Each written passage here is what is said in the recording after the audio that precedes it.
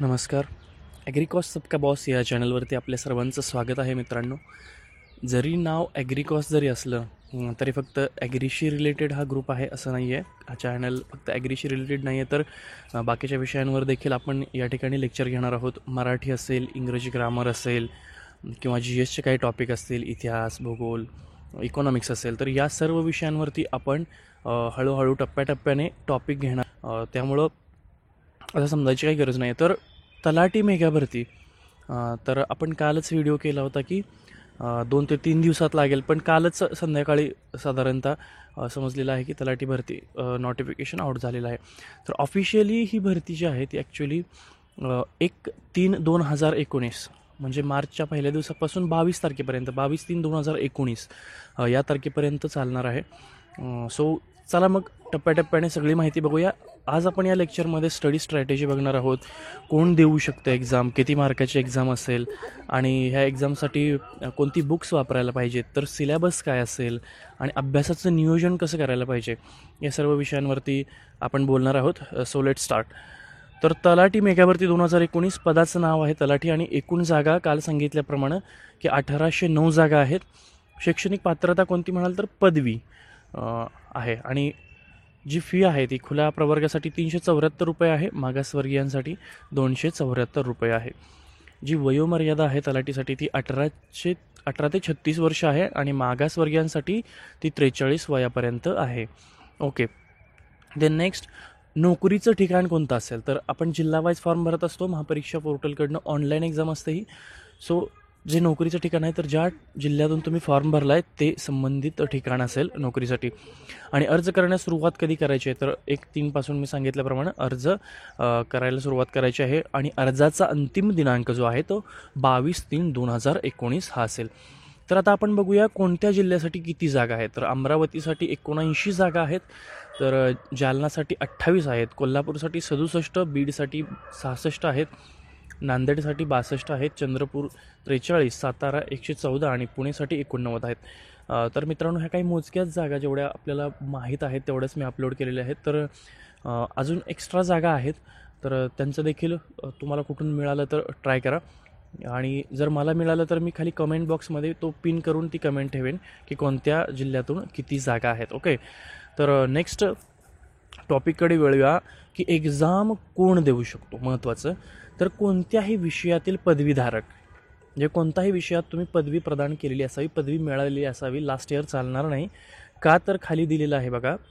याद्वारे असे देखील आवाहन करण्यात येते की जाहिरात प्रसिद्धीच्या दिवसापर्यंत म्हणजेच कधी 28/2/2019 रोजी सदर जाहिरातीमध्ये नमूद पदासाठी आवश्यक अर्हता किंवा पात्रता धारण करीत नसलेल्या उमेदवारांनी अर्ज सादर करू नये. म्हणजे 28/2 जर तुम्ही डिग्री होल्डर नसाल तर तुम्हाला ही एक्झाम देता येणार नाही, असा त्याचा सरळ सरळ अर्थ होतो. चला पुढं. तर किती प्रश्न आणि किती गुण असतील. तर मित्रांनो, 100 प्रश्न आहेत आणि 200 गुण आहेत. म्हणजेच काय, तर एका प्रश्नासाठी 2 गुण आहेत. त्यानंतर परीक्षा पद्धती सांगितलंच की परीक्षा ही ऑनलाईन स्वरूपाची असेल. ऑनलाईन पद्धतीनं परीक्षा होईल. याच्या आधी ऑफलाईन होत असायची, पण यावेळी परीक्षा ऑनलाईन पद्धतीनं घेण्यात येणार आहे. दुसरं महत्त्वाचं, स्वरूप कसं असेल तर मराठी आहे ते 25 मार्काला आहे, त्यासाठी गुण जे असतील ते 50 गुण असतील आणि त्याचा दर्जा असेल तो 12वीचा असेल. इंग्रजी 25 मार्काला आहे, गुण 50 आहेत. सामान्य विज्ञान 25 मार्काला आहे आणि त्याचे गुण जे आहेत ते 50 आहेत. आणि सेम अंकगणित आणि बुद्धिमत्ता 25 मार्काला आहे आणि त्याचे गुण 50 आहेत. अशा प्रकारे एकूण प्रश्न होतात 100 आणि गुण आहेत 200. परीक्षेचा जो कालावधी आहे तो 2 तासाचा असेल आणि परीक्षेचं स्वरूप वस्तुनिष्ठ बहुपर्यायी असेल. तर एव्हरी क्वेश्चन फॉर 2 मार्क्स, म्हणजे प्रत्येक क्वेश्चन जर 2 मार्क्सला असेल तर 100 × 2 = 200 असं त्याचं स्वरूप असेल. ओके. तर परीक्षेचा दर्जा काय असेल तर मराठी आणि इंग्लिशसाठी 12वी आणि GK व मॅथ्ससाठी पदवीचा दर्जा असेल. त्यानंतर सिलेबस आणि बुक लिस्ट बघूया. बुक मराठीसाठी कोणते आहेत बघा सिलेबस. तर सर्वसामान्य शब्दसंग्रह आहे, वाक्यरचना, व्याकरण, म्हणी व वाक्प्रचार यांचा अर्थ आणि उपयोग, उतार्यावरील प्रश्नाची उत्तरे. तर यासाठी जर बुक रेफर कोणतं करायचं असेल तर मोरा वाळिंबे सरांचं मी प्रेफर करेन. बाळासाहेब शिंदे सरांचं देखील आहे, परंतु मोरा वाळिंबेमधून आहे असे क्वेश्चन उचलून टाकलेले आहे त्याच्या आधी. सो बघा. बट आय प्रेफर मोरा वाळिंबे सर.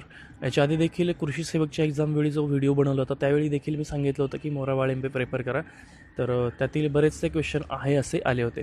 सो नेक्स्ट, इंग्लिशसाठी काय आहे सिलेबस? कॉमन व्होकॅब्युलरी आहे, सेंटेन्स स्ट्रक्चर आहे, ग्रामर आहे, use of idioms and phrases and their meaning, comprehension of passage. तर पॅसेज देखील असणार आहेत. आणि याच्यासाठी जे बुक आहे ते बाळासाहेब शिंदे सरांचं बुक तुम्ही रेफर करू शकताय. त्यानंतर सामान्य ज्ञान. तर हे 25च मार्क आहेत, परंतु त्याचा सिलेबस खूप वाईड आहे. तर चालू घडामोडीसाठी कसल्या चालू घडामोडी असतील तर जागतिक लेवलच्या असतील आणि भारतातील तसेच महाराष्ट्रातील चालू घडामोडींचा समावेश याच्यामध्ये असेल. नागरिकशास्त्र जर बघायला गेलं तर नागरिकशास्त्रामध्ये भारताच्या घटनेचा प्राथमिक अभ्यास असेल आणि राज्य व्यवस्थापन, प्रशासन आणि ग्राम व्यवस्थापन. तर हे 3 टॉपिक असतील. इतिहासमध्ये काय असेल बघा, आधुनिक भारताचा विशेषतः महाराष्ट्राचा इतिहास याच्यामध्ये असेल. आणि भूगोलमध्ये महाराष्ट्राच्या भूगोलाच्या विशेष अभ्यासासह काय असेल, पृथ्वी, जगातील विभाग, हवामान, अक्षांश रेखांश, महाराष्ट्रातील जमिनीचे प्रकार, पर्जन्यमान, प्रमुख पीक, शहरे, नद्या, उद्योगधंदे इत्यादी भूगोलमध्ये अंतर्भूत घटक असतील. अर्थव्यवस्थेमध्ये काय असेल बघा, भारताची अर्थव्यवस्था, राष्ट्रीय उत्पन्न आणि शेती, उद्योग, परकीय व्यापार, बँकिंग, लोकसंख्या, दारिद्र्य व बेरोजगारी, मुद्रा आणि राजकोषीय नीती इत्यादी, तसेच शासकीय अर्थसंकल्प, लेखापरीक्षण इत्यादी. सामान्य विज्ञानासाठी भौतिकशास्त्र म्हणजे फिजिक्स आहे, केमिस्ट्री, बायोलॉजी, बॉटनी आणि हायजीन म्हणजेच आरोग्यशास्त्र देखील असणार आहे. तर मित्रांनो, यासाठी एकच बुक आहे, एकनाथ तात्यांचा ठोकळा. एकदम कमी वेळेत जास्त अभ्यास आणि इफेक्टिव्हली अभ्यास होतो, कारण वेळ आपल्याकडे कमी असतो.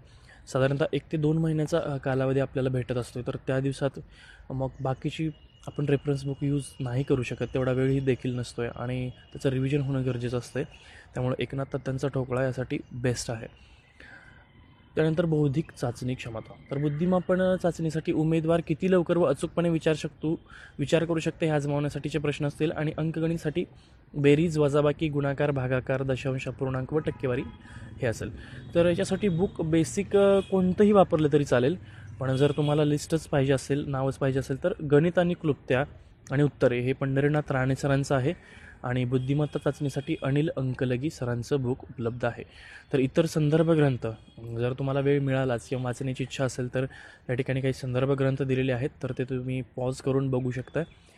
तर अशा प्रकारे सिलेबस, बुक लिस्ट वगैरे कोण भरू शकतो फॉर्म, ह्या सगळ्या गोष्टी आपण बघितलेल्या आहेत. तर आता अभ्यासाचं नियोजन कसं करावं लागेल. तर अभ्यासासाठी साधारणतः 1.5 ते 2 महिने असतात आपल्याकडे. आपण कमीत कमी पकडूया 2 महिने किंवा 1.5 महिना.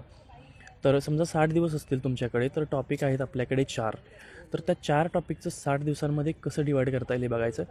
तर किमान परीक्षेच्या आधी 10 दिवस आपले सगळे विषय वाचून झाले पाहिजेत आणि शेवटचे 10 दिवस फक्त रिव्हिजनसाठी द्यायला पाहिजेत असं मला वाटतं.